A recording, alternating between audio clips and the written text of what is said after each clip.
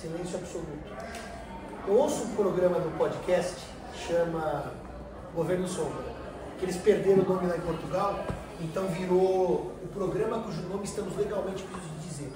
E ao final do programa, eles fazem indicações de livros. E o de hoje foi um livro que chama Carta Aberta aos Animais. Exatamente a propósito do que nós falávamos na semana passada, retrasado, que é Carnaval, sobre o direito dos animais. E é um livro em que o autor faz uma homenagem ao Peter Singer para um diálogo com o sofrimento animal no mundo atual. E o que ele conclui? Exatamente o que eu dizia para os senhores na semana passada, por isso que eu fiquei impressionado. Esse programa foi ao ar sexta-feira agora em Portugal. Que quando nós chegarmos no século 22, a humanidade vai olhar para o século 20 e 21, que nós tratamos os animais da mesma forma que os seres humanos tratavam os escravos do século 19. Foi a minha conclusão do ano passado. Esse livro chama Carta Aberta aos Animais. Eu não sei quem é o autor, mas eu descubro, porque eu vi no rádio e não tomei nota, estava dirigindo. Muito bem. Vamos falar então da nossa gloriosa teoria geral e o estudo do fato jurídico. Eu diria aos senhores que existem dois temas de direito civil que são de conhecimento obrigatório, porque ainda que os senhores pretendam seguir alguma coisa na carreira jurídica que nada tem a ver com o direito civil, são dois temas estruturantes do direito, que são o negócio jurídico e a teoria geral das obrigações. São dois temas estruturantes das relações jurídicas.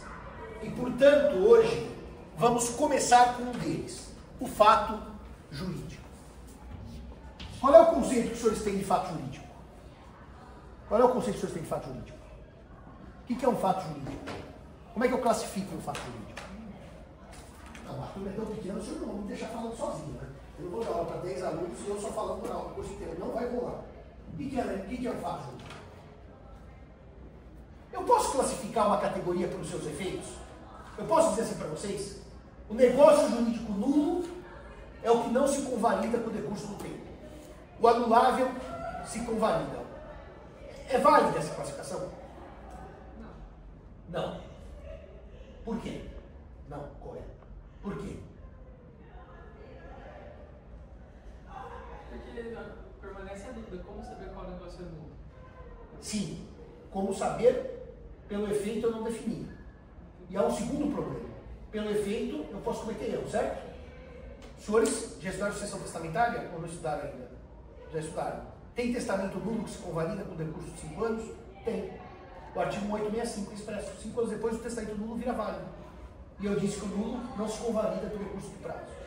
Então definir pelos efeitos não é a melhor técnica jurídica. Eu tenho que definir pela estrutura da categoria. E definir pela estrutura da categoria ajuda a quê? Aplicar a lei correta. Então, quando eu digo para vocês que precisamos definir uma categoria jurídica, não é por diletantismo, é para aplicar a lei correta. Curiosamente,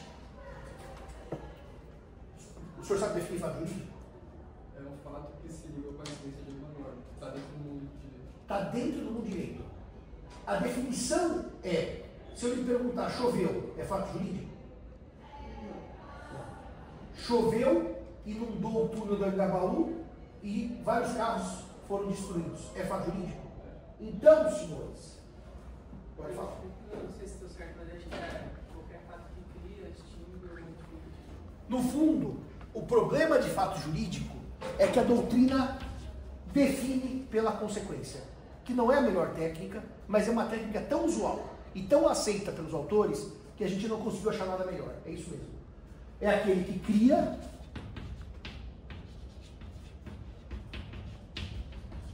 modifica ou extingue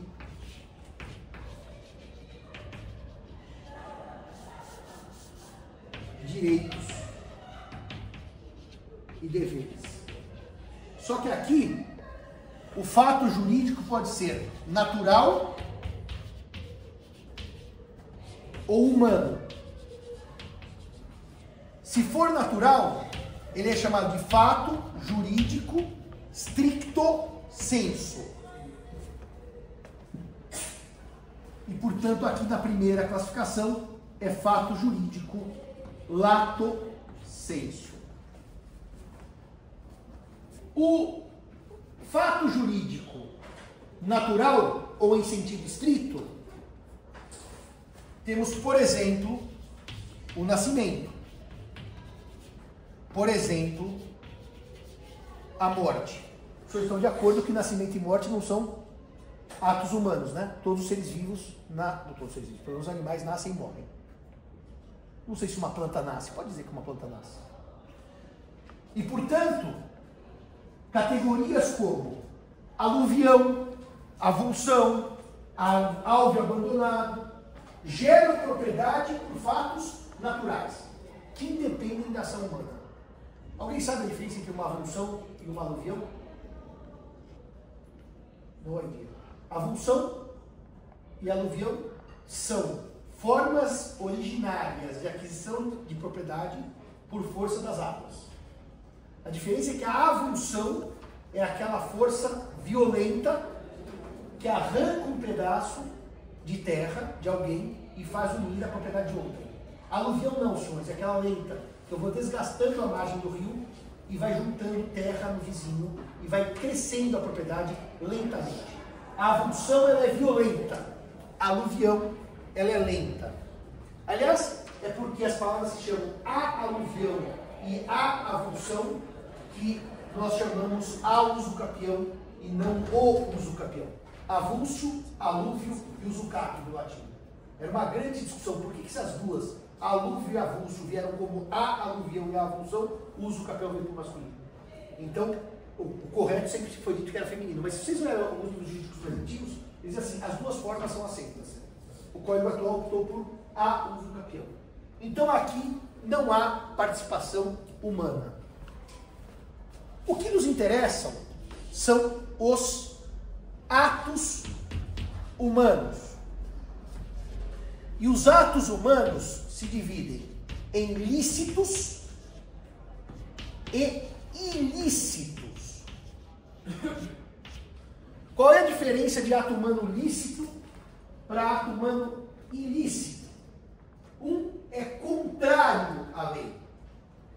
E repare que quando a gente fala em ato humano ilícito, qual é o campo de ensino que a gente logo lembra?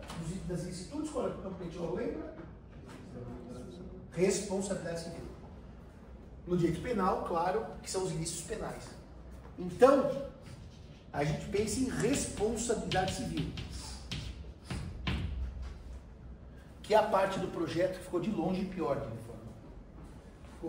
Eu diria que ficou ruim. Agora, o ilícito da responsabilidade civil, eu cuido do dano e da sua reparação.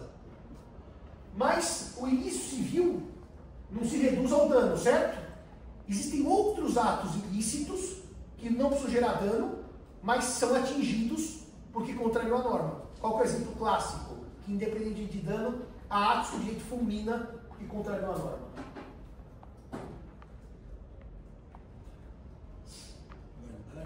Os negócios jurídicos nulos e anuláveis.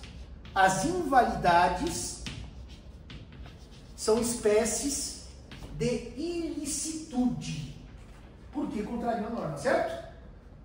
Exemplo clássico, não pode ser objeto de contrato, herança de pessoa viva, certo? Os pactos sucessórios, ou os pacta corvina. Então, a ilicitude não se restringe ao dano e sua reparação. A nulidade e a anulabilidade estão no plano da ilicitude. Agora, de tudo isso, o que nos interessa diretamente são os atos humanos lícitos. É interessante que o francês não faz distinção entre ato e fato no código. A gente faz. Então a gente não fala fatos humanos, a gente usa atos humanos. Mas os animais são fatos dos animais. Quando é o ser humano, a gente usa o termo ato e não fato. Os atos humanos lícitos se dividem em 3 grandes categorias a partir da doutrina alemã e a partir dos estudos de Pontes de Miranda. Quem aqui já leu alguma coisa do Pontes? O senhor já leu? O senhor foi aluno de quem? Do Oscar. E o senhor leu qual parte do Pontes que o senhor... Na verdade, eu li mais pro trabalho. Pro trabalho? Qual parte do Pontes o senhor se debruçou? Eu não lembro exatamente o tomo, mas... Não, mas qual tema? Não o tomo. Era sobre obrigações. Sobre obrigações. Alguém mais leu Pontes? Não. Nem o testículo? Nem o pedacinho do Pontes? Direito de família, só. Direito de família, o senhor leu Pontes? É da pós-estado de filho. É porque assim, o Pontes, o legal mesmo é a teoria geral, né? O legal, bacana. E as obrigações. Tem um Pontes que você usando para tirar todas as dúvidas que ninguém tira, porque tira todas as dúvidas. Não tem uma questão que o Pontes não responde. Então ele pode ser usado ou para estrutura, que é a teoria geral, ou para tirar dúvidas. A diz A, B diz B, Pontes vai dar Pontes Dixit. O professor Delnera, que na minha primeira banca, meu primeiro orientado de mestrado aqui na casa, disse para ele: você tem uma obra na qualificação de grande qualidade, mas um defeito. Enxerga Pontes de Miranda como começo, o meio e o fim. E Pontes é perigoso. Fala para o Delnero, que é um gênio absoluto, hein? O professor Delnero é um gênio absoluto. Ele disse assim: Pontes gera um problema. Ele é como a serpente do faquir. Ela fica na sua frente assim e te hipnotiza. Você não consegue ver vida inteligente fora do Pontes. É difícil, porque o Pontes é um gênio. Mas, quem acha o Pontes tem um problema de linguagem, que ele é muito hermético. O Pontes tem um problema que às vezes há contradições entre alguns trechos da obra, nada, não na estrutura, tá? Não na estrutura pontiana, porque o pontiano fecha, mas há algumas contradições, e o Pontes é difícil, Eu só fui ler Pontes no mestrado, por culpa, e uma culpa que eu agradeço até hoje ao professor Junqueira, que dizia que quem não leu Pontes não estudou direito. E é verdade, mas para o mestrado. Se o Pontes for muito indeglutível, tem, vamos dizer, uma solução mais rápida para entender os planos do negócio, que é a obra espetacular. Alguém sabe quem resumiu Existência, Validade e Eficácia do Pontes? Em livros razoavelmente pequenos e brilhantes. Marcos Bernardes de Mello. Ele tem a existência, a validade e a eficácia. Só que eu acho que não tem a existência, não tem, né? Tem todos. Só tem a todos. Eficácia que ele parou na parte... Parou na parte 1, né? Mas é legal que na pandemia ele fez uma série de vídeos no canal dele no YouTube, depois ele parou. Mas é bem legal os vídeos. O professor Marcos Bernardes de Mello hoje é um homem que talvez já tenha uns 80 anos, mas ele é uma cabeça. Aliás, foi uma das grandes emoções que eu conheci ele lá em Recife. Ou conheci em Recife. Ele tem essa obra que é fantástica e tem os vídeos no YouTube. Então, vale a pena ouvir o professor Marcos Bernardes de Mello e ler os tomos dele sobre existência, validade e eficácia. Mas, de qualquer maneira, nós temos aqui os 3 tipos de atos humanos lícitos. O primeiro é o ato fato. O segundo é o ato jurídico em sentido estrito. E o terceiro é o negócio jurídico.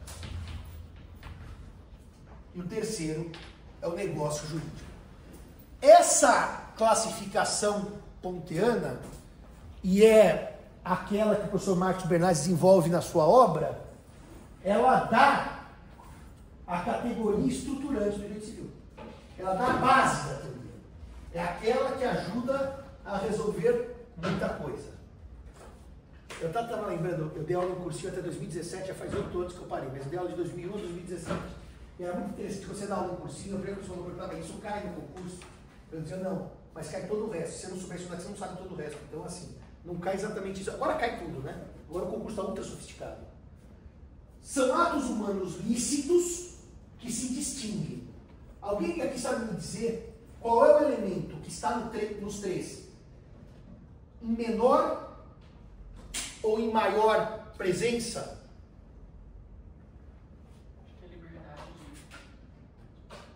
A liberdade se manifesta por meio da vontade. A vontade faz a distinção entre os três institutos.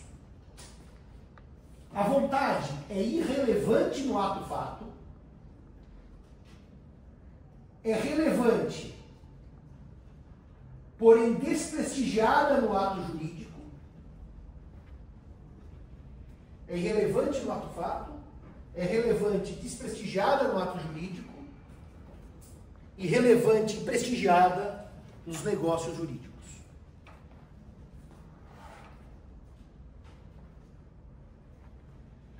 O ato fato é aquele cujos efeitos vêm da lei e independem da vontade da pessoa. Os efeitos vêm da lei e independem da vontade da pessoa. A vontade é irrelevante. Porque A aconteceu, o efeito B surge. Ah, mas eu não queria, mas eu não sabia, mas eu não tinha vontade, mas eu não tinha capacidade. Não tinha capacidade, irrelevante. Eu estava sob coação absoluta, irrelevante. Era um menor com 5 anos. Era uma pessoa idosa com Alzheimer, avançada, irrelevante. A vontade é irrelevante. Portanto, quando eu vou dar o meu exemplo e vou dar o do Nazar, que eu gosto bem mais que o meu. Quando eu tenho um pedaço de mármore no meu terreno, ou um belíssimo tronco de árvore no meu terreno, e eu acho aquilo e faço uma escultura, isso se chama, como chama a questão da propriedade, quando a gente transforma o material numa obra? Especificação. E quando eu especifico em material alheio, eu me torno proprietário. Reparem, eu especifiquei num tronco que não era meu. Por que não era meu? Porque alguém estava passando pela minha propriedade, sem eu saber, transportando aquele tronco, ficou cansado, largou lá e ia buscar no dia seguinte. Só que quando ele chegou, ao invés do tronco, tinha uma estaca. Estava transportando um bloco de granito, que ele ia levar para a casa dele, quando chegou lá já tinha uma estátua no granito.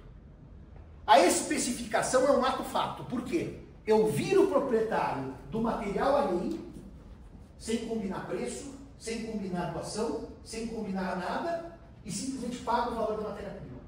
Ele pode dizer, eu não queria vender. Eu falei, eu também não queria comprar, por isso que eu especifiquei. Ah, mas eu vou ter que pagar o preço da matéria-prima? Vou. E você perdeu a propriedade, sim, sem ninguém querer nada. A vontade é irrelevante. Está bem claro isso? A vontade não entra. É por isso que uma criança pode praticar um ato fato, que é o exemplo do Nazar, que é bem melhor que o meu. Qual é a diferença de res delicta para res expedita? Qual é a diferença de res delicta para res expedita? Res delicta eu abandono intencionalmente. A res expedita eu esqueço, eu perco. Eu não tenho intenção de não ser dono. Tá? Então alguém... Aliás, é muito comum isso na época do Natal em Portugal, eles fazem grandes campanhas. Não adote um cão nessa época do ano. As pessoas pegam para dar de presente o cãozinho, aquela coisa de Natal, depois quem recebe o cãozinho se arrepende e deixa o cão na rua. Então, eu abandono o animalzinho. Abandono. Por quê? Porque eu não quero ser dono. Abandono o animalzinho. Nisso, abandonando o animalzinho na praça, está passando uma criança de 5 anos, abraça o cão e fala: papai, achei e é meu. Bom, tem 5 anos, absolutamente incapaz. O cão é dele, porque ele praticou um ato de assenhoramento do cachorro. Daí aquele dono que havia abandonado, por isso que é res delicta e não despedita, minutos depois volta para a praça e se me arrependi. Quero o meu cão de volta, já não tem mais meu cão. Ele perdeu porque ele abandonou e o outro se assenhorou e virou dono. Mas irmão, a criança nem sabe o que está fazendo. Por direito à vontade é irrelevante. Aliás, a vontade é tão irrelevante que, reparem que coisa linda, quando eu trato do ato fato jurídico, a especificação, a ocupação, a descoberta.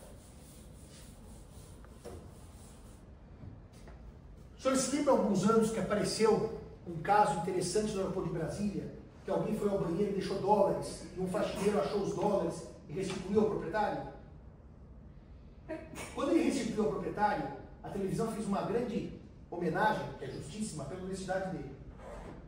E o proprietário, não sei o que fez, se bateu nas costas e agradeceu, se deu dólar para isso, eu não sei o efeito. Mas podia ter um efeito.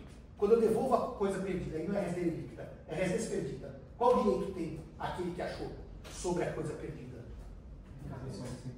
Recompensa não inferior a 5%. Então o faxineiro tinha direito, por lei, a 5%. Se ele recebeu, não sei, a história não contou. Nós não combinamos nada, né? Mas o efeito da lei. Podia ser uma criança que tivesse achado o dinheiro.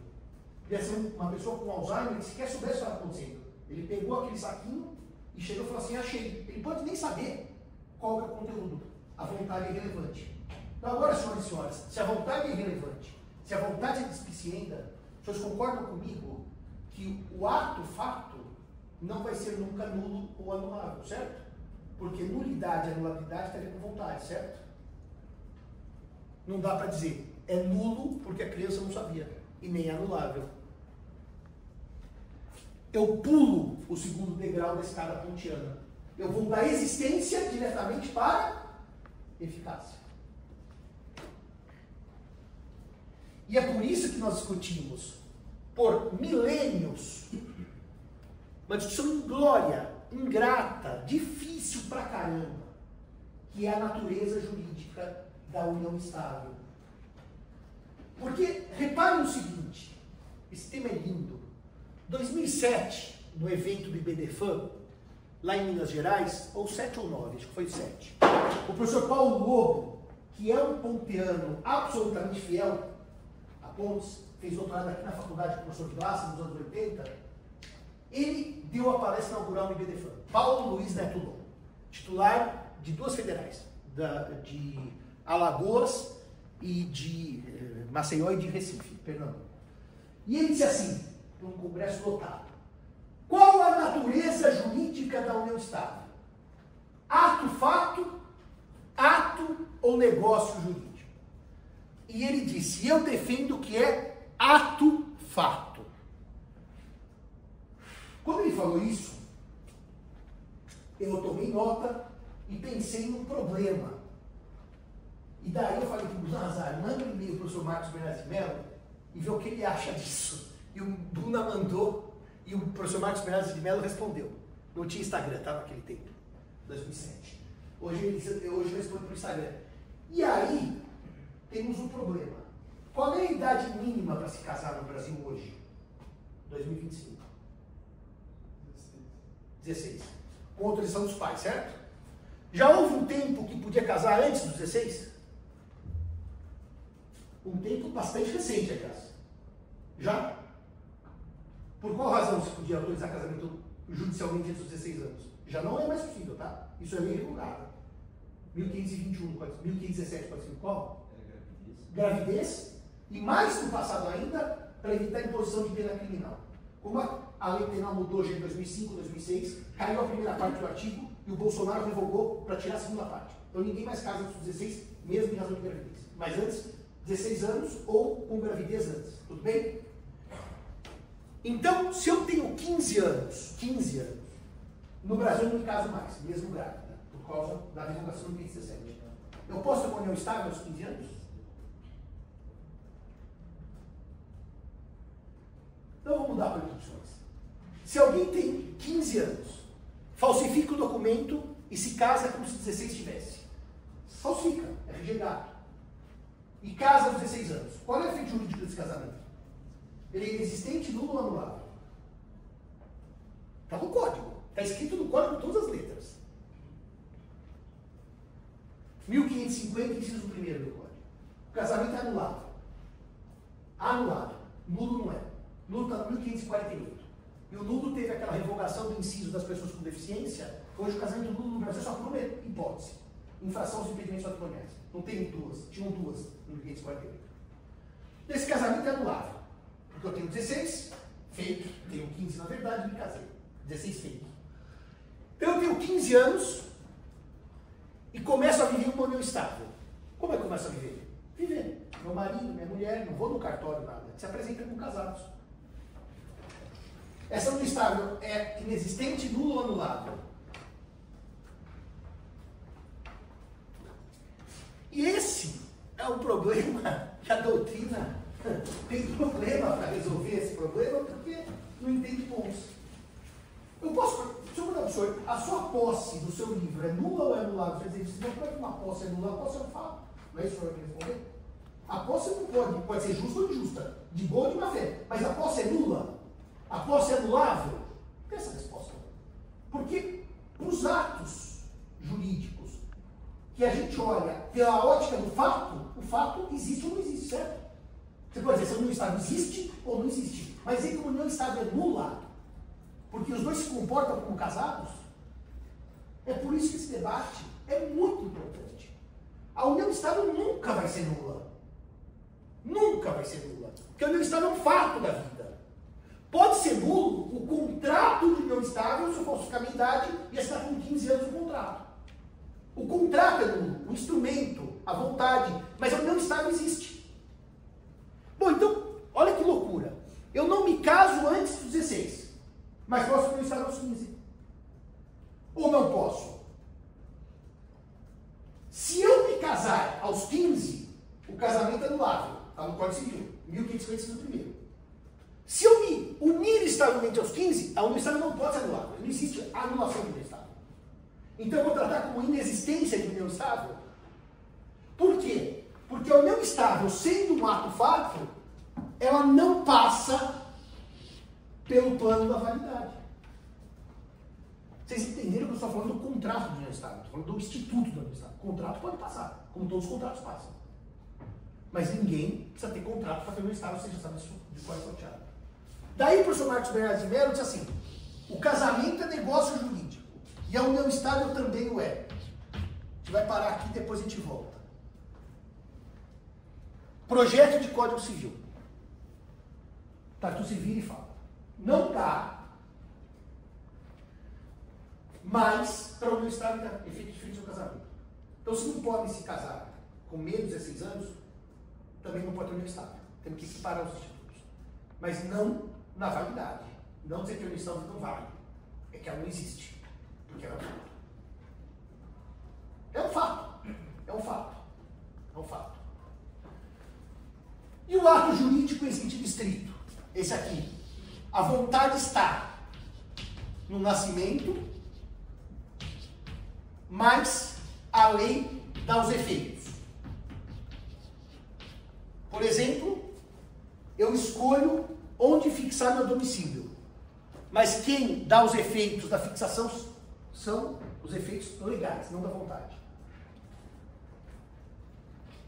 Eu escolho se eu adoto ou não adoto. A partir do momento que eu adotei, os efeitos são ex legis e não ex voluntatis. E, portanto, existem institutos que sem vontade eles não nascem, mas existem efeitos que decorrem exclusivamente da lei. Já me dá a palavra. Eu não posso adotar sob condição, ou adotar sob termo. Eu adoto por 30 anos, depois está desfeita a adoção.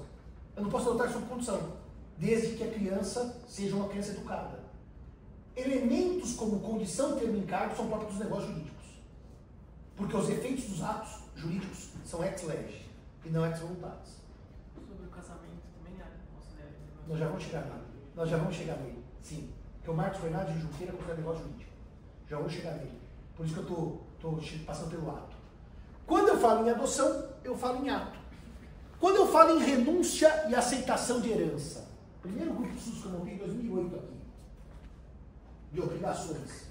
Eu fazia primeira aula de monitoria, eu fazia de classificação entre ato, ato-fato e negócio. No Brasil, por tudo que eu disse até agora, aceitação e renúncia de herança estão mais para ato-fato, para ato jurídico ou para negócio jurídico? Aceitação e renúncia de herança. Por quê? Você escolhe se aceita ou não, é os efeitos decorrentes. Ou seja, o Instituto também pode variar de acordo com a sua disposição legal. No Brasil, eu não posso aceitar em termo, aceitar sob condição, em parte, tem algumas exceções pequenas, tá? Mas, por exemplo, eu posso aceitar o legado e renunciar à herança, mas não posso aceitar parcialmente. Isso dá cara de ato-fato, porque eu digo sim e os efeitos me dão lei. Tem um pedacinho de vontade? Tem, mas ele é tão pequeno que fica absorvido pelo efeito legal. Por isso que no Brasil, aceitação e renúncia de herança são atos, fatos jurídicos. Existência, validade e eficácia. Passamos pelos 3 planos. Portanto, quando o artigo 185 no Código Civil diz assim: aos atos jurídicos aplique-se no que couber a regra do negócio jurídico, ele passa pelos 3 planos: existência, validade e eficácia. Sabendo que nos atos os efeitos são ex lege e nos negócios ex voluntatis. Tá claro isso? Bom, e chegamos a ele, que é a categoria talvez mais interessante para se estudar, que é o negócio jurídico. O negócio jurídico é a autorregulamentação da vontade das partes. Nasce pela vontade e tem os efeitos decorrentes da vontade.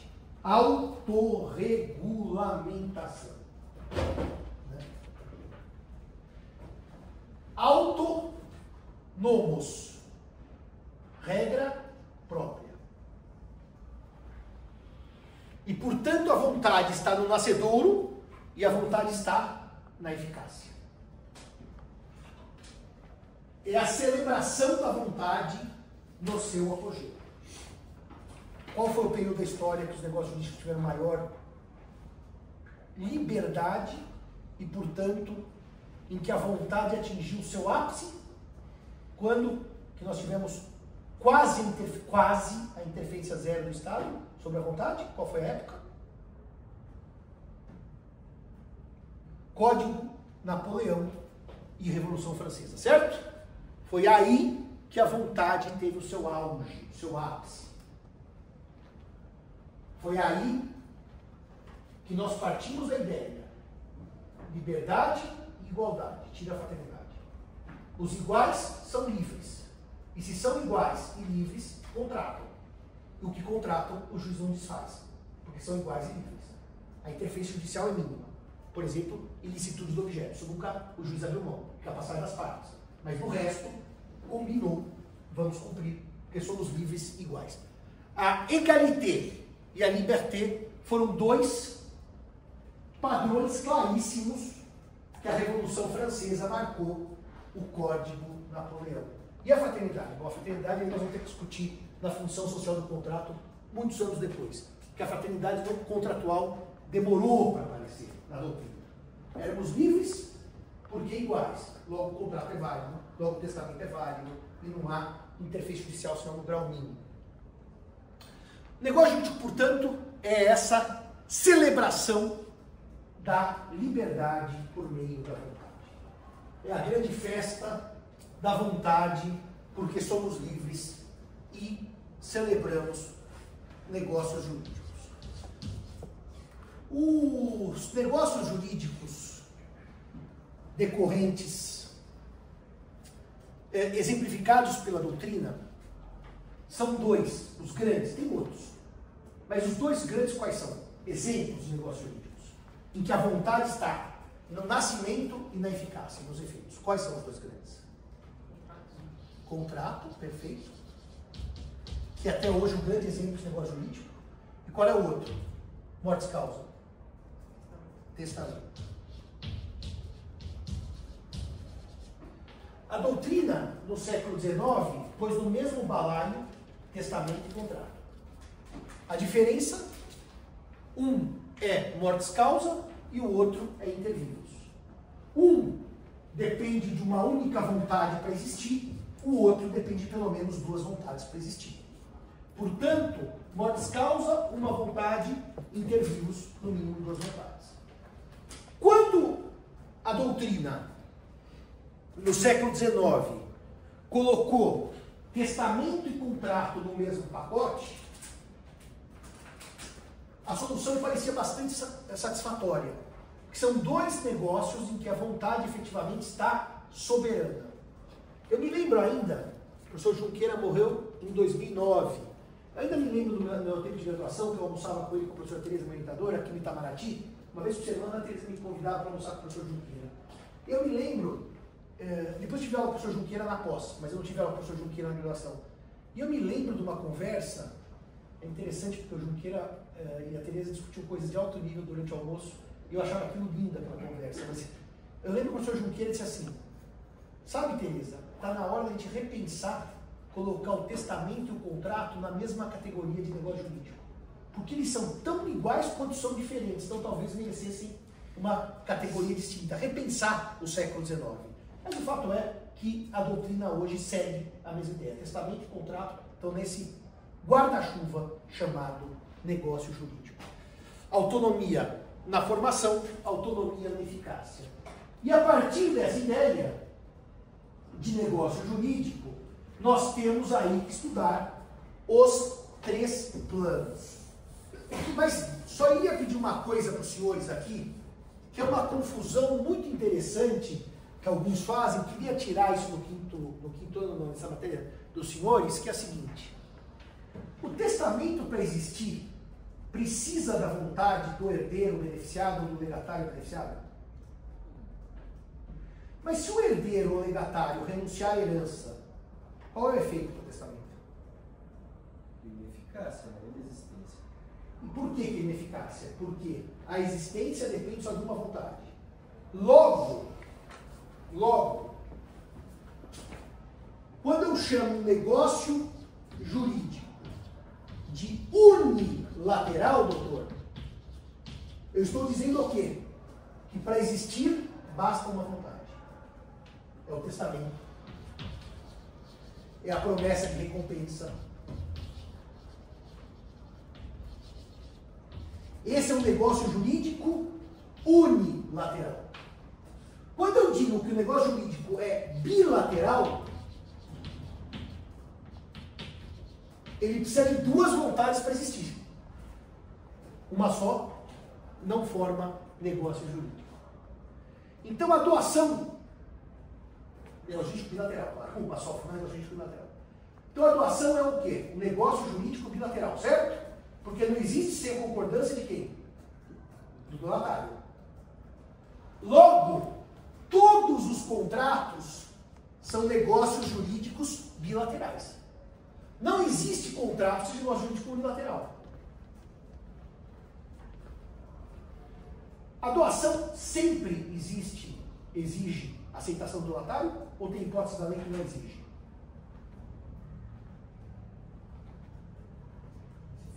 As doações puras que o donatário não tem nenhum cargo, eu acho que não precisa, mas se tem um cargo, mais ou menos ser, precisa aceitar. Ou seja, nas doações sem cargo, eu posso fixar um prazo para aceitação. E o silêncio indica aceitação. A doação para incapaz absolutamente, eu posso doar sem a vontade, mas tecnicamente não é sem a vontade. É que a lei presume a vontade nesse caso. Não é sem vontade, é por vontade presumida. Presumida iuris tanto. Eu posso derrubar a presunção. Quem disse que eu queria? Então, não há contrato consigo próprio. E o mandato em causa própria? Quem sabe dizer o que é o mandato em causa própria? A premissa é que todo negócio jurídico bilateral precisa de 2 vontades. Todo contrato precisa de 2 vontades. Mas tem um negócio chamado mandato em causa própria. Quem já ouviu falar do mandato em causa própria?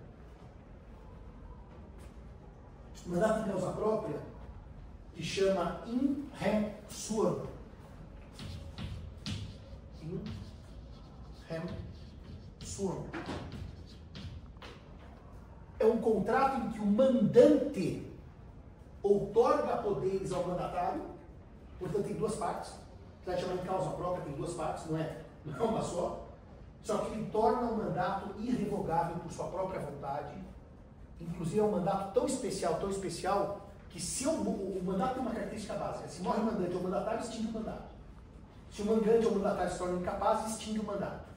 Não, o mandato de causa própria ele prossegue pós-morte e ele prossegue com incapacidade das partes. Na verdade, sabe o que a gente faz para isso? É muito usado no direito imobiliário, tá? Mas temos que o senhor tem uma casa que eu quero comprar, ele, a vizinha, tem uma casa que eu quero comprar, porque eu quero comprar 2 casas. Eu quero vender para uma construtora, eu não quero incorporar, mas eu quero ter um imóvel. Então eu pego um mandato em causa própria que o senhor diz que eu posso transferir sua casa para mim ou para terceiros. Ele idem. Eu venho para a construtora e o imóvel sai dos dois para a construtora sem passar por mim, eu sou mero mandatário. No fundo, eu uso para comprar imóveis. Tanto que tem que ter forma pública, é uma procuração muito específica. Mas mesmo esse chamado em causa própria, reparem, tem duas partes. Não tem contrato consigo mesmo. Ninguém celebra contrato consigo mesmo. Portanto, todos os negócios jurídicos que eu chamo de contratos são no nascimento bilateral. Eu já que o senhor acertou, agora eu faço uma segunda pergunta para o senhor. Qual é a diferença então entre contrato bilateral e contrato unilateral? Qual é a diferença entre contrato unilateral e contrato bilateral? Bilateral e unilateral? Isso. Pelo que o senhor falou, é a necessidade de haver uma vontade. Não, eu disse assim, cuidado com a pergunta, senão o senhor cai na armadilha. Os negócios jurídicos unilaterais dependem de uma só vontade, testamento, para ser cumprido. Os negócios jurídicos unilaterais dependem no mínimo de duas vontades.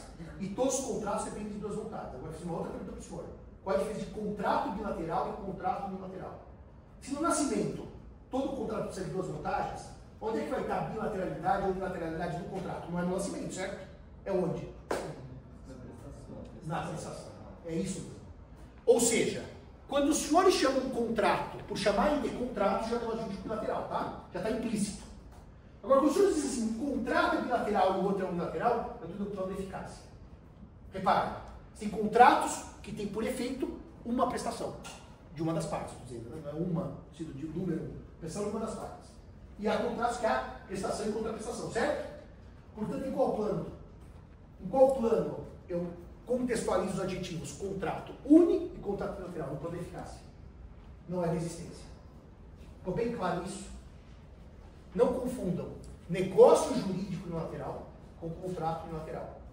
Negócio jurídico unilateral, plano de existência. Contrato unilateral, plano de eficácia. Alguém não entendeu isso? Ficou bem claro para os senhores? Eu ia perguntar por que a promessa de recompensa não pode ser considerada ato também. Por quê?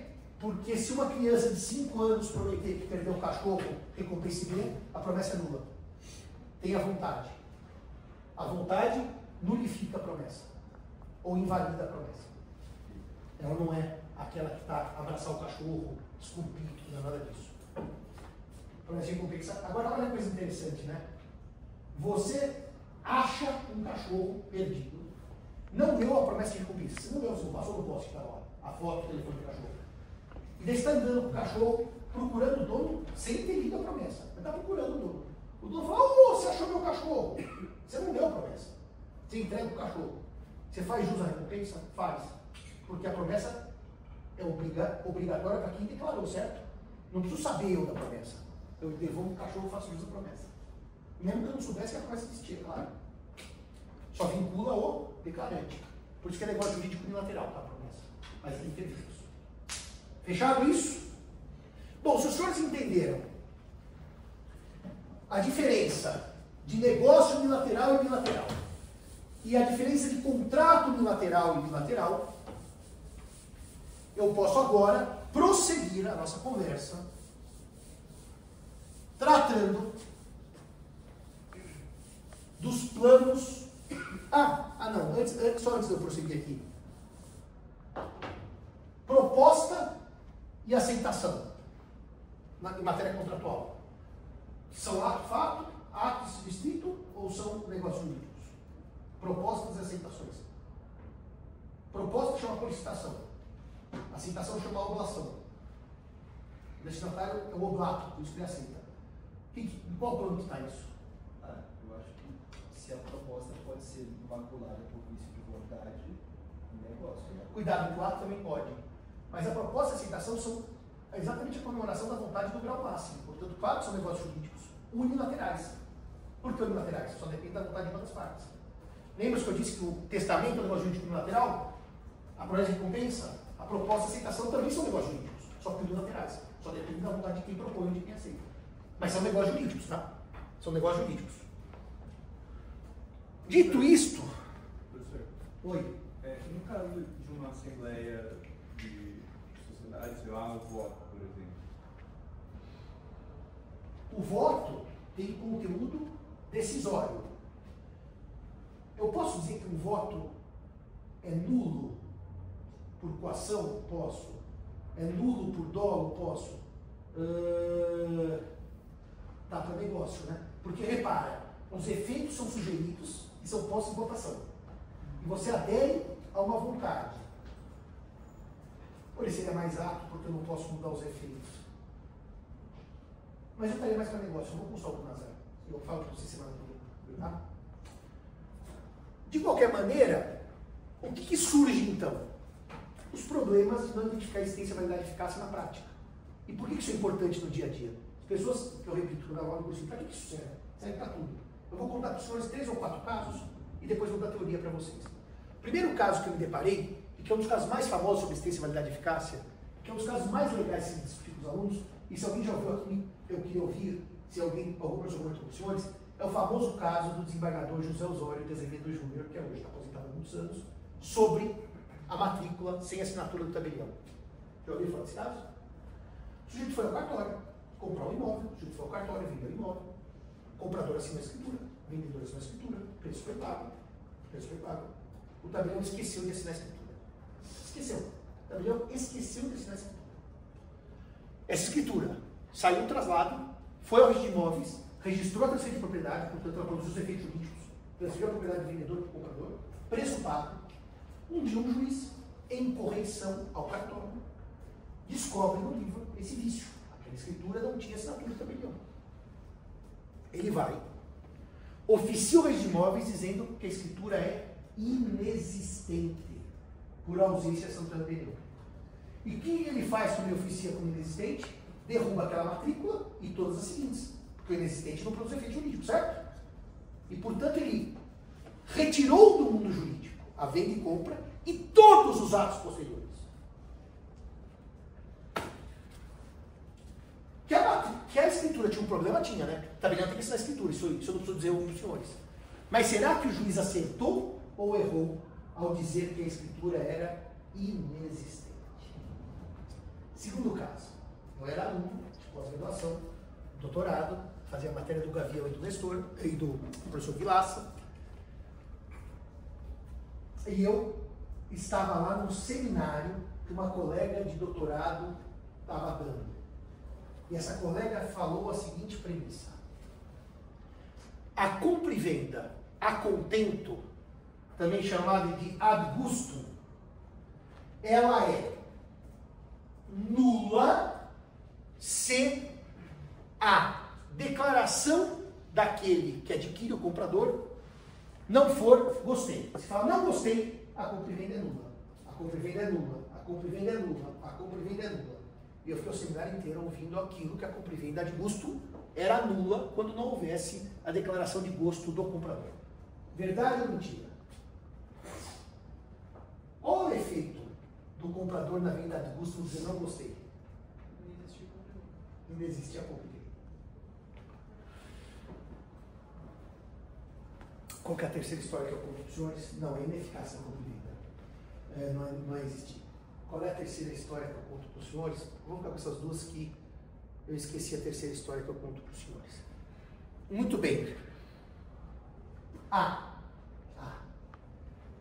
Essa é a mais bonita, ainda bem que eu não esqueci. Código Civil de 16. Cônjuge era herdeiro necessário? Não, senhores. Não era. Passou a ser em 2003 com a vigência do atual Código de 2002. O sujeito vai ao cartório fazer o testamento. O tabelião pergunta: situação familiar. Tem descendentes? Não, senhor. Tem ascendentes? Não, senhor. Não tem nem descendentes, nem ascendentes. O que o senhor quer fazer com seus bens? Deixar tudo para o meu sobrinho Antônio. Bastavam 2 perguntas, não precisava fazer 3. Hoje não é herdeiro necessário. Deixo todos os meus bens ao meu sobrinho Antônio. Tudo bem? O sujeito morre em 2010, em que o cônjuge já era herdeiro necessário por força do Código que entrou em vigor em 2003. Não em 1990, quando ele fez testamento, que não existia essa ideia. Mas quando ele morreu, o cônjuge já era necessário. Esse testamento é inexistente, inválido e ineficaz.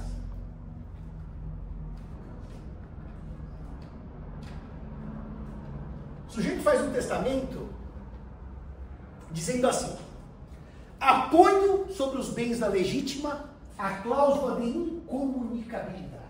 Opa. 1996, eu nunca me formei. Bonitinho.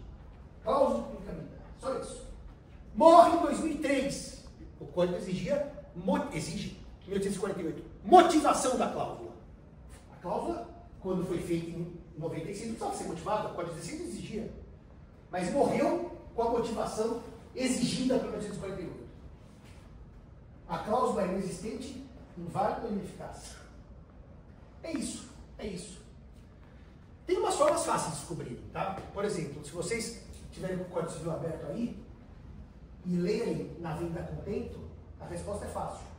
Está lá no código. A venda a contento é sob condição suspensiva, está escrito. Se é sob condição suspensiva, eficácia. Não é nem existência nem validade. Então aquela colega que insistiu na nulidade falou uma bobagem no texto de lei. Quer dizer, não é doutrina, não é que ela precisava ter estudado pontos de Miranda. Era a lei. Se a lei diz é sob condição suspensiva, está claramente no plano da eficácia. Se a lei diz nulo ou anulado, está claramente no plano da validade. Então vamos explicar os planos do negócio para os senhores. Sim. Sobre essa venda a contento, ela fica sob condição suspensiva até que o comprador manifeste a sua vontade. Se ele disser ou não. O que é muito interessante. O Gunazar diz, venda de vinho em restaurante não é venda a contento. É claramente venda a contento. Ele quer inventar que não é, mas é. Então o senhor chega lá, no restaurante, o garçom pega... Aliás, vamos falar que não é uma venda a contento numa outra situação. O senhor chega numa loja de vinho aqui no centro, tudo bem? O senhor paga R$100 e pega uma garrafa de vinho. Quando ele entregou para o senhor a garrafa, ele entregou o quê? Posse ou propriedade? O senhor pagou pela garrafa e ele entregou o quê? Claro. A tradição não transfere propriedade? Ele não pagou pela garrafa? De quem que é a garrafa? É dele, certo? Se ele quiser tacar na parede, ou abrir no centro e tomar toda, ou doar para alguém, é dele, certo? O senhor chega no restaurante, ele põe a garrafa assim, sobre a mesa, para você experimentar. De quem que é a garrafa? Na venda de custo. Se a condição é suspensiva, o negócio não produz efeito jurídico, certo? No restaurante. Está na sua mesa, né? A garrafa. O senhor pode até abraçar a garrafa, fazer uma foto com a garrafa. O senhor fala, não gostei, devolve a garrafa. Ele pede outro, não gostei, devolve a garrafa. Pega uma foto com vários vinhos caros, vai pôr no Instagram. E não tomou nenhum. Daí abuso do direito, né? O senhor vai tomar 6 vinhos caríssimos. Agora, por isso que é condição suspensiva, não produz efeitos. A minha questão é, ela fica sob condição suspensiva até que o comprador manifeste a vontade. Se ele disser não gostei, não existiu, nunca existiu. Não, nunca produziu efeitos, mas existiu. Claro. Porque eu vou dar os elementos de existência. O senhor está confundido. Eu vou pôr na lousa. A existência é o mínimo do suporte fático. Esse negócio existiu com certeza. Mesmo dizendo não gostei.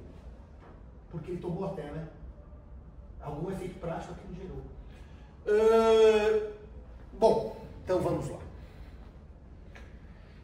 O estudo passa por uma lógica que Tartucci chama de escada pontiana. Por que escada? Estudar os planos em degraus. Existência, primeiro degrau. Validade e eficácia. Primeiro degrau, segundo degrau, terceiro degrau.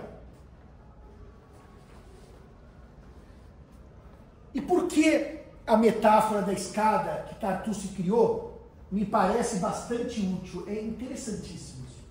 Quando em 2000 eu fui dar aula na FMB, 2006 até 2005 eu estava no curso Prima, que eu dividi turma com ele, só falou assim, professor, qual é a sua opinião sobre a escada pontiana? Eu não sabia o que era isso. Eu sabia que tinha 3 planos, mas chamar de escada eu nunca pensei. Hoje, todos os manuais que eu pego Tartucci. Existência, primeiro degrau. Validade, segundo degrau. Eficácia, terceiro degrau. Por que um degrau? Por uma lógica. Primeiro eu pergunto se existe. Se a resposta for sim, existe, eu vou perguntar se é válido. Se a resposta for não, não existe, eu não vou perguntar para o senhor se inexistente é nulo ou é válido. Quer dizer, é uma coisa contra a lógica. Então, primeiro, sim, existe. Depois, 2, em existindo, vale ou não vale? Em existindo, afronta ou não a norma? Resposta, não afronta, é válido. Eu vou para a terceira pergunta. Existindo e sendo válido, produz ou não produz efeitos? Daí o exemplo da condição suspensiva.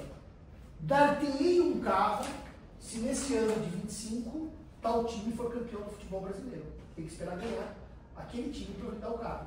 Existe o contrato já, mas não produz efeitos, esperando a vitória daquele time, por exemplo. E, portanto, senhores, estudam seus planos como uma escada, porque uma escada tem uma lógica, degrau por degrau.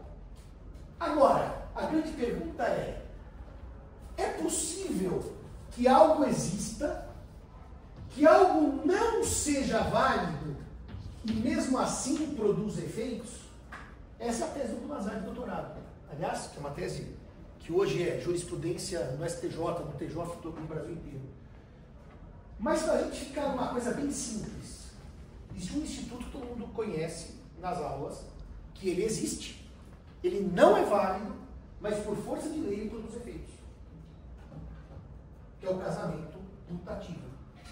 O casamento putativo é existente, inválido, mas produz efeitos ao cônjuge de boa-fé. É o 1571, Alê? Você acha que é? Eu também não lembro mais. Que diz, ou 1569, ao cônjuge de boa-fé, o casamento, apesar de não anulável, produz efeitos. Até por exceção, eu posso ter sim, não e sim. Mas a regra é que se o primeiro é sim, o segundo é não, eu não pergunto se produz ou não efeitos. Eu paro no plano da validade. Agora, não há hipótese alguma, e essa é a grande distinção entre o inexistente e o nulo, do inexistente produzir efeitos. Vou repetir.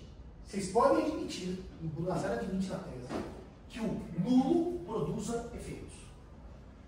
Eu vou dar um exemplo que o Bunazar admite e que me parece absolutamente correto. Tá? Vou dar um exemplo. Fora do casamento, vocês sabem que o casamento putativo, qual é que é? É aquele casamento que é nulo ou anulável por um dos vícios, mas um conhece o vício e o outro não. Só para dar um exemplo do que seria um casamento putativo. Tá? Um homem bígamo, se casa de novo, logo ele sabe que ele era casado, que não poderia se casar, mas ele falsificou os documentos e a mulher não sabe. Ela acha que ele é solteiro. Para o bígamo, o casamento é nulo, e para ela também é nulo. Não dá para ser nulo para um só. Só que ela recebe os efeitos do casamento válido. Porque ela estava de boa fé. E ele não. Não. Ele sabe da vida dele, tá? O Bunazar dá um exemplo de nulo que produz efeitos jurídicos, para sair desse, do putativo da lei, então ele é óbvio. Mas ele dá um exemplo que eu acho muito interessante. Vocês imaginam que o menino com 15 anos venda a sua bicicleta, que vale 10, por 30. Ou seja, ele tem um lucro fabuloso aos 15 anos. Aliás, hoje em dia essas crianças têm lucros fabulosos maiores que os meus. Eu que nasci incapaz e não elas. Meu sobrinho com 5 anos faz cada negócio que eu acho que é dolo aquilo que ele faz, que ele leva as crianças na lábia. Mas repare um detalhe. Ele vende a bicicleta e ganha 30. E a bicicleta valia 10. Ele pega o dinheiro e põe numa poupança. E a gente está vendendo. Completa 18. Fala, papai, tô rico com dinheiro. Mas sabe o que eu queria mesmo? A bicicleta. Eu tenho uma saudade daquela bicicleta que eu tinha quando tinha 15 anos. Papai anuiu com a venda? Não. Ele vendeu na escola, sem pai, sem mãe junto. Nula a venda da bicicleta. Ele vai, ele aplicou o dinheiro aquele tempo todo. Ele devolve o que ele pagou pela bicicleta, fica com todos os juros e recupera a bicicleta. Afinal é nulo, ele pega de volta. Todos os juros do dinheiro ele usou. Devolve o dinheiro por correção monetária e pega a bicicleta de volta. Isso é a lei. Não rola. Não rola, porque se o incapaz não ter prejuízo, não faz o menor sentido dar uma proteção para ele, para virar abuso de direito. Não rola. Você vendeu por 10 e valia 30. Ah, você não podia vender. Agora, se provar que houve um prejuízo incapaz, que aquela era uma bicicleta de ouro, que valia 100 milhões, ele vendeu. Mas não, aquele tem um lucro fantástico, e ele investiu o dinheiro, está mais rico ainda. Agora o cara da bicicleta perdeu o Playboy. Ah, mas é nulo, porque tem 15 anos, não dá para o direito civil trabalhar dessa maneira. E os maiores problemas, que eu também não vou entrar aqui, estão na forma, tá? Nos vícios de forma. Aí o problema é para mais direto. Principalmente na anulabilidade por vício de forma. Por vício de solenidade, para ser mais preciso, tá? Não forma. Sabe aquela venda do ascendente ao descendente sem concordância dos outros descendentes? Aquele livro do Adair Lourenço, que é dos anos, acho que 60, 70, que é uma obra-prima sobre o tema, dá para escrever assim, teses de doutorado sobre aquele tema. Vocês imaginam o seguinte, eu tenho 60 anos e tenho 2 filhos. Um que está muito bem de vida e um que está normal, mas não pode me ajudar naquele momento. Eu digo para o meu filho que está muito bem de vida. Eu quero vender a minha casa de praia, porque eu não vou mais para a praia, eu estou doente. Quero fique na família, quero vender para você. Quero pôr o dinheiro no bolso para ter comodidade em casa. Ele fala, tudo bem, vou comprar. Quanto vale a casa? 500. Avalia-se, vale 500. Eu vou pagar 600 para o meu irmão não dizer que eu te roubei. E paga, por toda essa simulação que eu faço de conta. Ele compra a casa, ele paga pela casa, paga, maior que o valor de mercado, então não há simulação, nem há prejuízo. E o outro filho diz assim, eu não assinei a venda anulada. Então pode ser viu, 496. Está escrito lá, é anulável. E eu vou anular. Porque você vendeu para o papai sem minha autorização. Sem a minha anuência. Prazo. Qual é que é o prazo para ele anular isso? Que dá o Código Civil de decadência? 2 anos. A contar de quando, pelo Código Civil? Da venda. Eu, na minha tese, defendi que é do registro da publicidade. Mas ele pode vender sem outro saber. É muito simples vender sem outro saber. Vender uma casa é muito simples. Põe o dinheiro na minha conta, eu não conto para outro filho e fico usando a casa. Como se fosse minha. Já vendi faz 10 anos. Bom, o filho descobre, o registro, que o pai vendeu a casa para o irmão. Sem a concordância dele, recebeu o dinheiro. Então não é venda simulada, hein? Porque simulada é outra regra. É venda real, sem anuência. Ele vai entrar com ação anulatória. Pode ou não pode? Por isso que dizer assim, ó, senhores, só no caso do casamento putativo vai produzir efeitos, pode ser que o civil considere válidos atos que aparentemente são nulos. Mas isso está na tese do Nazar. Está bem claro, senhores, não saiam com essa. É nulo, porque a lei diz que é nulo e não tem como produzir efeitos.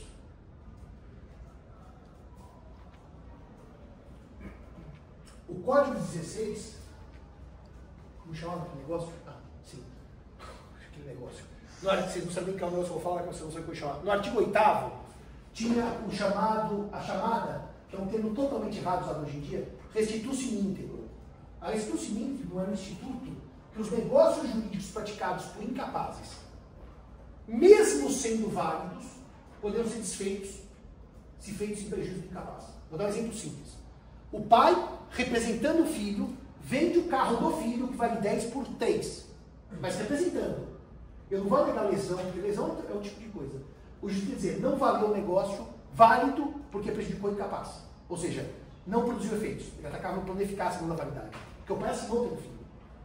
Isso não existe, tá? O Código Civil não traz mais a restituição. Aliás, não traz mais. O Código Civil dizia, não cabe o benefício da restituição desse código. Então não é que não traz mais. Não trazia em 16 e continua sem trazer hoje. Bom, com tudo isso dito, você achou aí o artigo, Alezinha? 1561. 1561. Obrigado, não é 1571. Do casamento putativo. Com tudo isso dito, nós precisamos então entender quando é que o negócio existe, para depois perguntar quando é que ele é válido, para finalmente perguntar quando é que ele produz efeitos. Vamos começar com o primeiro plano, que é o plano da existência. O Código Civil de 16 e o Código Civil atual não tem um capítulo da inexistência, tem da invalidade, tem nulo e anulável. Vocês não vão achar no Código Civil da inexistência dos negócios jurídicos, ou podia ser da existência dos negócios jurídicos, não tem. E por que o Código não tem um capítulo sobre existência? E porque na reforma ninguém propôs um capítulo para tratar da existência. Eu acho que isso em grande parte se deve a uma crítica de Silvio Rodrigues, e que foi um ponto de inflexão onde eu resolvi escrever mais para o Tartucci, a coleção dos anos 2000, é que o Tartucci não aceita o plano da existência. E eu acho que hoje em dia não se cabe direito civil sem pensar na inexistência.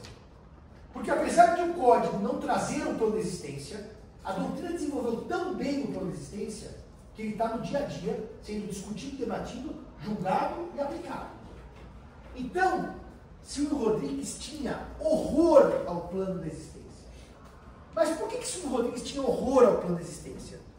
Porque ele ainda, seguindo a escola de exegese, e como eu lhes disse na aula passada, Zachary von Lingenthal, com a história do casamento inexistente de pessoas do mesmo sexo, ele faz toda a reflexão dele, Silvio Rodrigues, com base no casamento de pessoas do mesmo sexo. Toda a ira à existência é voltada a esse exemplo. E Silvio Rodrigues tinha um medo enorme, que era o medo de bigamia.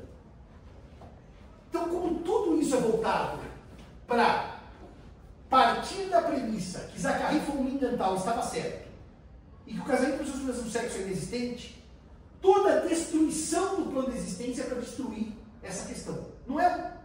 Eu digo para vocês que Silvio Rodrigues não fez uma crítica à inexistência como um todo. Qual que era o medo do Silvio Rodrigues? Vou dizer para vocês qual era o medo do Silvio Rodrigues. Se eu me caso com Maria e amanhã me caso com Antônia, eu sou bígamo, o casamento é nulo. Se eu me caso com João e amanhã me caso com Maria, se eu tratar esse casamento, eu estou partindo de Zachary von Lingenthal. Isso hoje é arqueologia jurídica, isso tem o menor sentido mais. Eu estou pensando no século XIX, escola de exegese.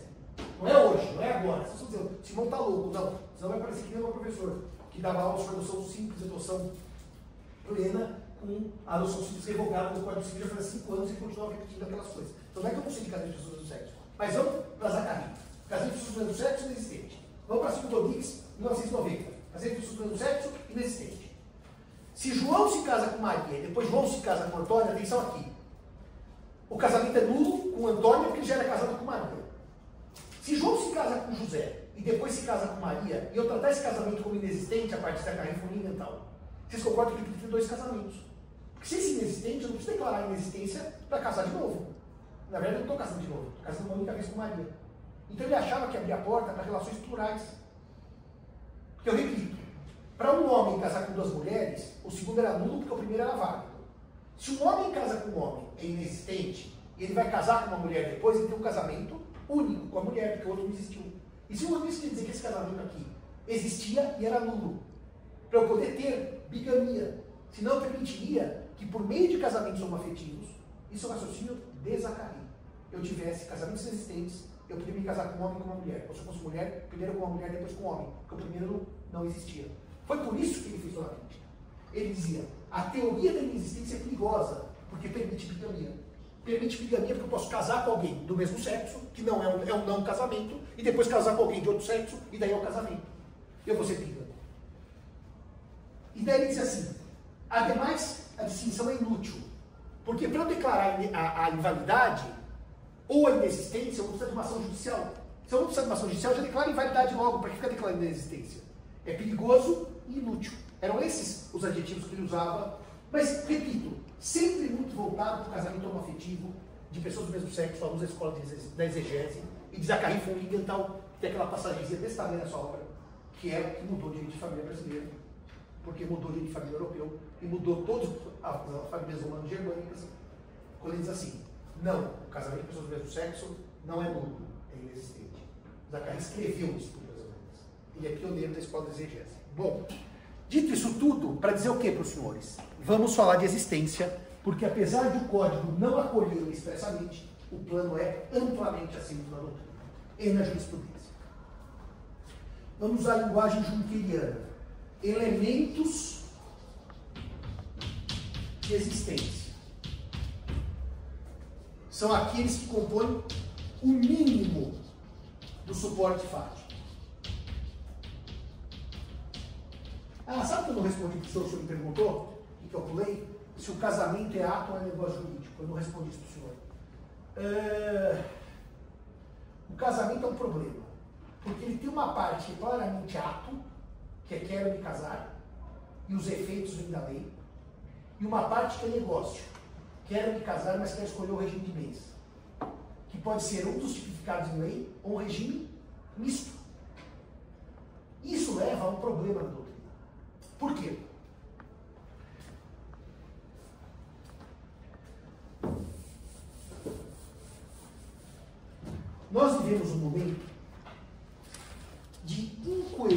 planejamento de família em que a doutrina escreve contra ela própria. A doutrina conseguiu chegar num grau de problema no que ela escreve assim: temos que proteger quem merece proteção. Mas ao mesmo tempo ela diz assim: estão emancipados os cônjuges para escolher o que eles quiserem. E quando escolhe o que quiser, não é só o estatuto patrimonial, regime de bens. Se eu posso escolher deveres do casamento, que era a parte que o casamento tinha natureza de ato jurídico, porque eu não posso me casar e abrir mão de deveres. E nem posso criar deveres fora da lei. Então aqui estava o lado de ato, os deveres. Eu não posso me casar dizendo assim: se nascerem filhos, eu não serei pai, ou não serei mãe. Se nascerem filhos, eu não respondo com alimentos. Eu não tenho deveres. Eu não tenho dever de coabitação. Daí entra na polêmica. Né? Vocês sabem que coabitação significa manter relação sexual. Coabitação não é morar só na mesma casa. Coabitação é um termo jurídico para relação sexual entre cônjuges e companheiros. Hoje ficou pervertido o tema. Todo mundo fala assim: eu coabito com a minha família inteira. No meu tempo a gente chama isso de suruba. Hoje a gente fala coabito. Não, você mora com a sua família. A coabito com todos os meus primos. Pô, isso é suruba. Mas, como hoje em dia ficou... É porque os termos foram perdendo o significado deles, porque fica mais bonitinho falar coabito ao invés de morar. Não, eu moro. Quer dizer, eu moro sozinho, mas, enfim. Coabitação sempre foi relação sexual. É do direito canônico, né? Então, dever de coabitação não é dever de morar na mesma casa. É dever de manter a relação sexual. Daí, como os deveres vão sendo reguidos, ninguém pode ser obrigado ao sexo. Bom, mas ninguém disse que no casamento eu tinha que estuprar minha mulher. Isso nunca existiu. Não existia esse jeito de estuprar. Não tem nas ordenações. O marido estuprará a mulher à vontade. Não existe isso. O que existia? Quando a mulher dizia não, não é que estava o direito dele violentá-la, só que ela estava dando causa para o fim do casamento. Então ela tinha culpa. Era isso que se discutia. Não se discutia direito sobre o corpo da mulher nas ordenações. O que acontece? Conforme os deveres vão se perdendo, vão se enfraquecendo, entra num debate. Dever de fidelidade. Né? O senhor é contra ou a favor da fidelidade no casamento? Não para a sua própria. Para a sua própria, o senhor faz o que o senhor quiser. Que a lei tem o dever. Que aí vai vir um problema. Né? O senhor é contra ou a favor que a lei tem o dever de fidelidade? O senhor acha legal a lei ter o dever de fidelidade? Ou isso é coisa do século XIX, né? Hoje é um amor livre, né? O senhor não acha nada, não tem opinião formada. O que o senhor acha? O senhor também não acha nada? Mesmo? O senhor não tem uma opinião sobre o dever de fidelidade? Tem que estar na lei ou parte do coração? E o senhor está com a mão dada com ela? A senhora é a favor da fidelidade dela com o senhor? E a senhora é a favor da fidelidade dele com o senhor? E a senhora gostaria que no seu casamento, se casar com ele, pode ser uma opção, ou pode não ser, mas se casar com ele, que a lei impusesse fidelidade, ou que só tivesse fidelidade se a senhora assim desejasse, por força da sua vontade no contrato anticoncepcional? Na lei? Acho que pode ter na lei um dispositivo. Você pode afastar. Né? Pode afastar. O senhor é a favor da fidelidade? Não, né? Não. Você é a favor da fidelidade? Eu concordo com o que o Arthur disse. Pode, né? E depois afasta, né? O senhor é a favor da fidelidade? Sim. O senhor é a favor também? Nossa, classe antiga, todo mundo é a favor da fidelidade. Eu achei que só eu aqui ia ser a favor da fidelidade. O senhor que é mais experimentado na vida, o senhor é contra a fidelidade, né? Não. O senhor é favorável? Acabou com a minha aula. Ninguém aqui é contra a fidelidade. O valor do século XIX, aquele ranço. Se eu tenho uma biblioteca inteira para ler, vou ler um livro só a vida inteira. Sim. Não é isso a fidelidade? Aquela coisa horrível, rançosa. Só tem uma mulher, um homem. Pode ser um caso de um afetivo. Um homem com o mesmo homem a vida inteira, a mesma mulher a vida inteira. Não é muito chato isso? Não? Estou até assustado. Todo mundo fala assim: abaixa a fidelidade, vocês gritam. Acaba com essa merda, isso é uma porcaria. E aqui ninguém falou nada, todo mundo quietinho. Porque é o seguinte: o que aconteceu com o dever de fidelidade? O dever de fidelidade é um pequeno problema, que foi onde eu derrubei a Berenice na comissão. Esse é um pequeno problema, pequeniníssimo problema sobre a dever de fidelidade. E que as pessoas esquecem. Os casamentos heteroafetivos geram uma presunção de paternidade. O marido da mulher casada é pai da criança que dela, da união nascer, certo? Nos casamentos homoafetivos isso não se coloca. Porque as crianças nascem por técnica ou por adoção. Técnica de reprodução humana assistida. Se nós temos uma presunção de que o marido da mulher casada é pai do seu filho, essa pessoa tem uma decorrência, chama-se fidelidade. Se vocês tiram a fidelidade do código, tem que tirar a presunção. Porque a partir do momento que eu combino a liberdade sexual do casal, eu tenho que fazer uma pergunta para os senhores. Quem vai ser pai juridicamente da criança que nascer? Repito, não dos casais homoafetivos, porque aí as reproduções exigem técnicas, é outra história. Mas os casais heteroafetivos. Quem derruba o dever de fidelidade tem que me responder. Quem vai ser pai da criança? Foi o que eu disse para a Berenice. E eu derrubei a derrubada do dever de fidelidade. Eu não sou contra o dever nem a favor. Eu só quero refletir o que acontece com os filhos. Eu não sou contra nem a favor. Eu só quero entender o que acontece com os filhos. Vamos seguir a sua técnica, que o senhor vai combinar com ela liberdade sexual pós-casamento. Tá bom. Ela engravida. O senhor vai falar, DNA! Um só. E a criança fica sem pai. O senhor não é pai. Ou o senhor assume o filho de outro, biologicamente vai ser um pai socioafetivo. Eu não sei, tem que discutir. Se a senhora quiser discutir o fim da fidelidade, eu topo. Só que nós vamos discutir o destino das crianças. Porque uma coisa é ligada à outra. Não tem jeito. Quem tem liberdade sexual nos casamentos heteroafetivos pode trazer para o seio da família uma criança que não é do DNA do marido. Não há nenhum problema nisso, mesmo. Só que nós temos que decidir o que nós vamos fazer com essa criança. Porque repare o seguinte, mas eu acabei com o debate, viu? Ninguém mais levantou a mão, sumiu o debate. Porque nós estamos tendo problema, né? Todo mundo que fala contra a fidelidade fala a favor das crianças. Porque ninguém fala contra as crianças. Então, como os senhores são alunos avançados, eu vou parar a aula aqui, depois eu vou trabalhar a existência na semana que vem, os senhores têm que fazer uma pergunta para os senhores mesmos.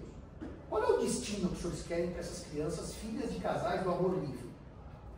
Quem será o pai? Quem estabeleceu a relação afetiva. Quem estabeleceu também para a lei.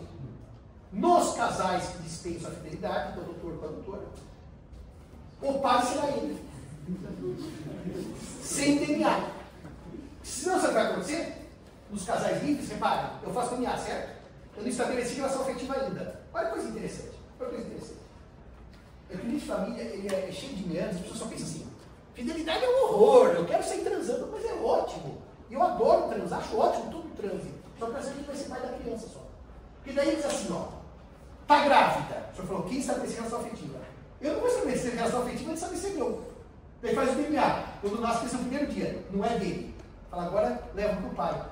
Pro pai? Eu transei faz 9 meses, não sei quem é o pai. Não, eu não sou pai. E a criança fica sem pai. Porque o casal resolveu ter uma relação aberta. Por isso que a relação aberta só pode ser nos casais homossexuais. Porque eles escolhem. Eles escolhem a paternidade como um ato voluntário. Ou por barriga solidária, ou por adoção, ou por técnica de doação. Nos casais heteroafetivos eles têm um problema. Alguém tem que ser pai da criança. Agora dizer para mim, José Fernando Simão, que nós vamos derrubar a fidelidade, vai ter amor livre e gerar um monte de criança sem pai, aí eu já não concordo.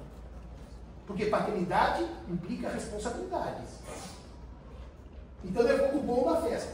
Transa todo mundo que quiser. E a criança, isso é um problema menor. A criança que depois descubra que é o pai. Então nós vamos ter que pôr no contrato. Amor livre, mas eu sou pai. Tem que ser condição. Para não deixar a criança sem pai.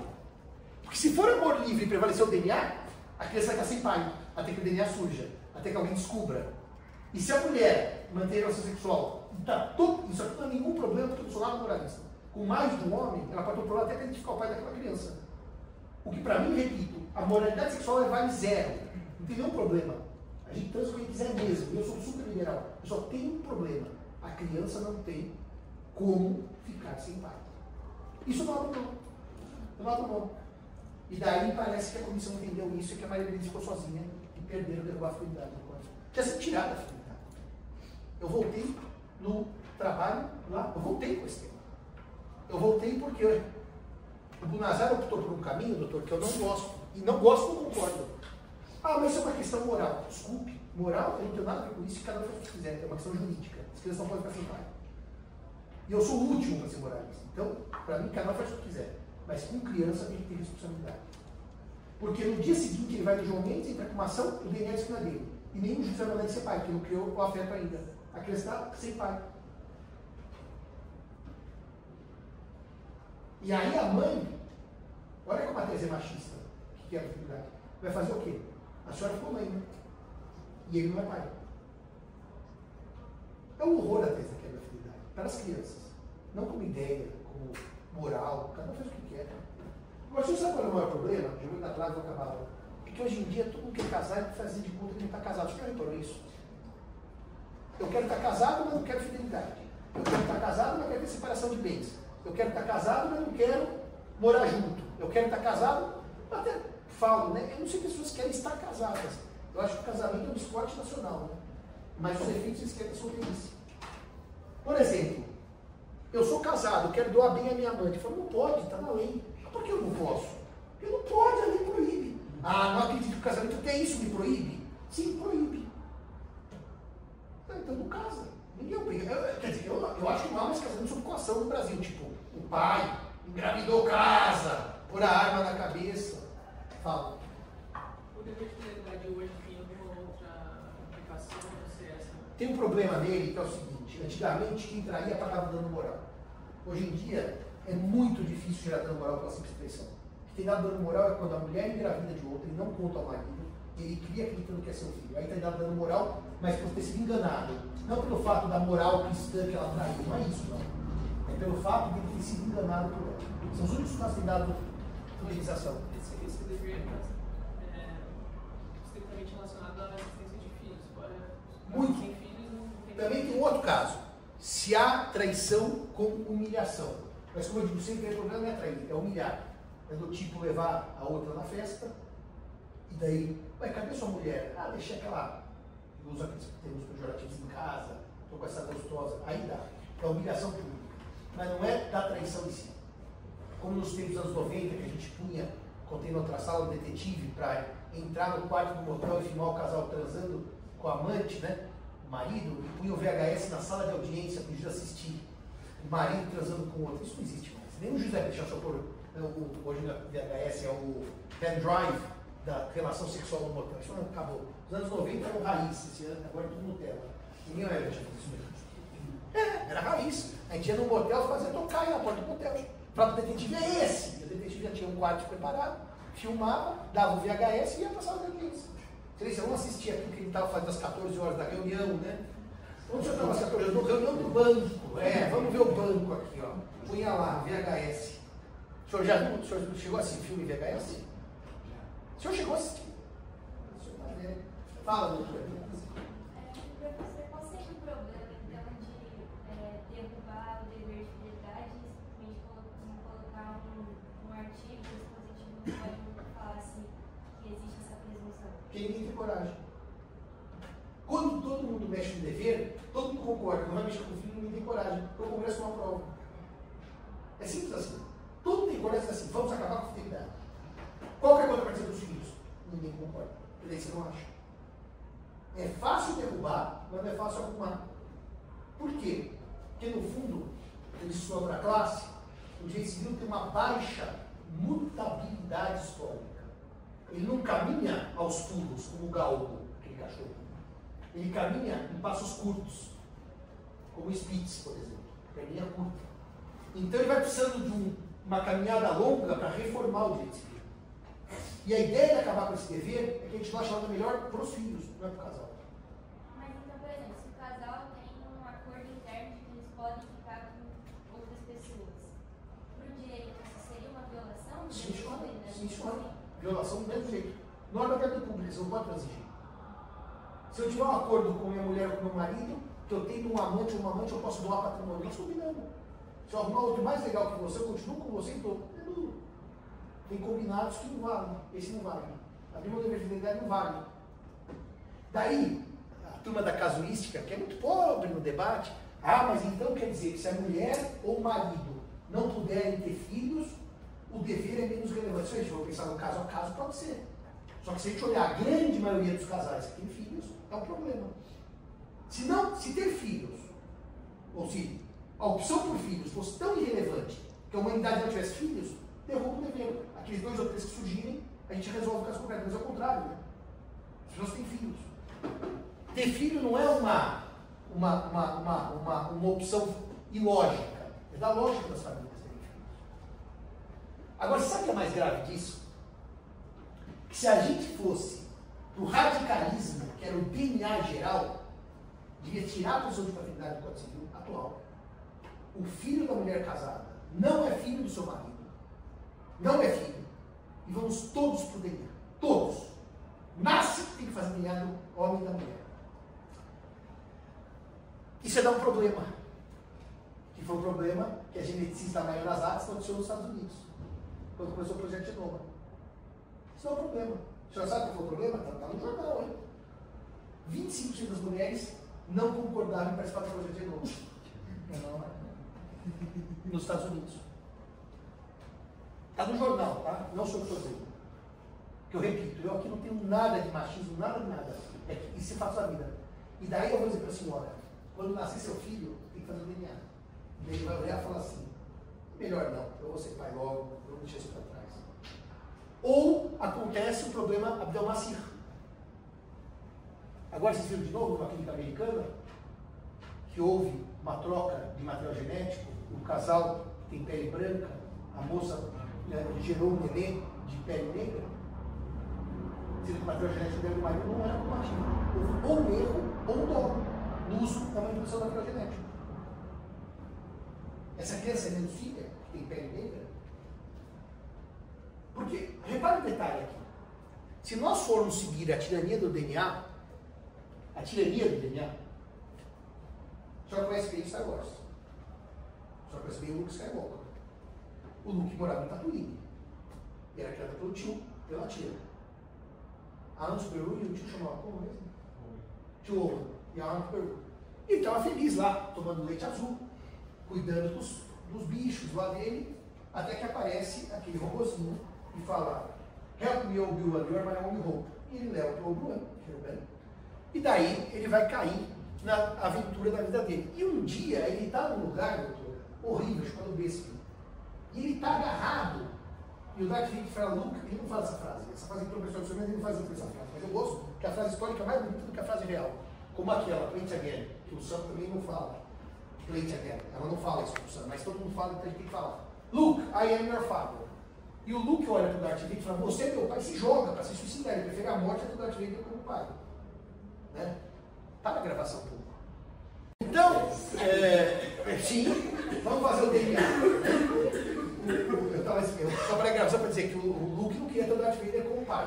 Basicamente é isso. Eu usei uma metáfora mais atual. Agora veja um detalhe. Veja um detalhe. Se nós vamos ter a tirania do DNA, pai é quem doa material genético, eu tenho aquele velho problema, né? Velho problema. Eu estou em casa um dia, tranquilo, já estou com 50 anos, com a vida tranquila, meu pai e minha mãe, meu pai que me criou, né, a vida inteira. Daí um dia bate um homem na porta de casa: filho, me dá um abraço. Eu falo: como filho? Quem é o senhor? Sou seu pai. Como você é meu pai? Eu vou te contar uma coisa: esse que te criou a vida inteira, te deu afeto, amor, etc., não é seu pai. Pai sou eu, faço o DNA. Ele faz o DNA. Eu tenho o DNA dele. Quem é meu pai? Aquele que me criou ou aquele que apareceu com 75 anos para pedir alimentos e herança? É tirando o DNA. Se o DNA vai no DNA, acaba com o afeto. Não acabar com o afeto. Tudo vira DNA. Porque vai ser um mundo lindo, né? Todo mundo é filho do DNA.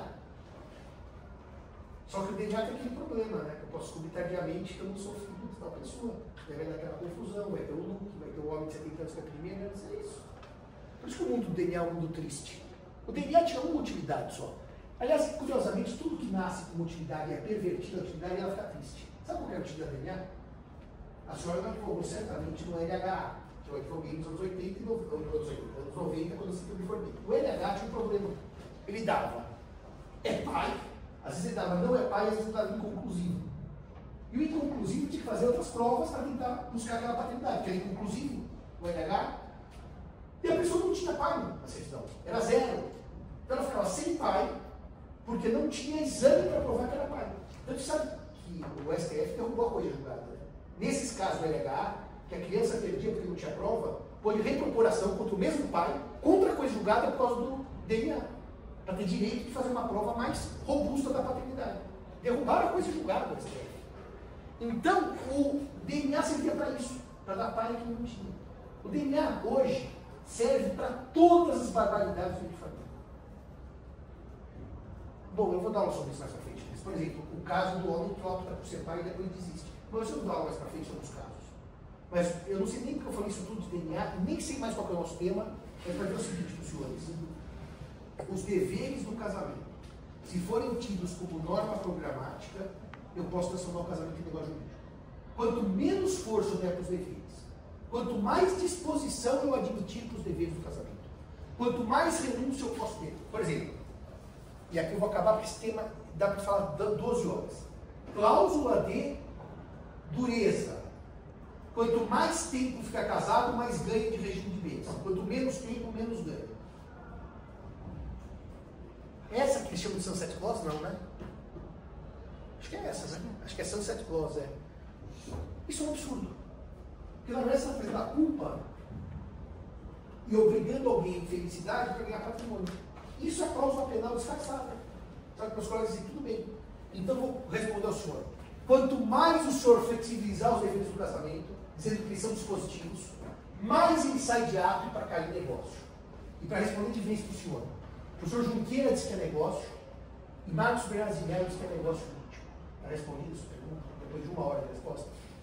Semana que vem eu volto para a gente seguir com existência, e depois validade, e depois eficácia.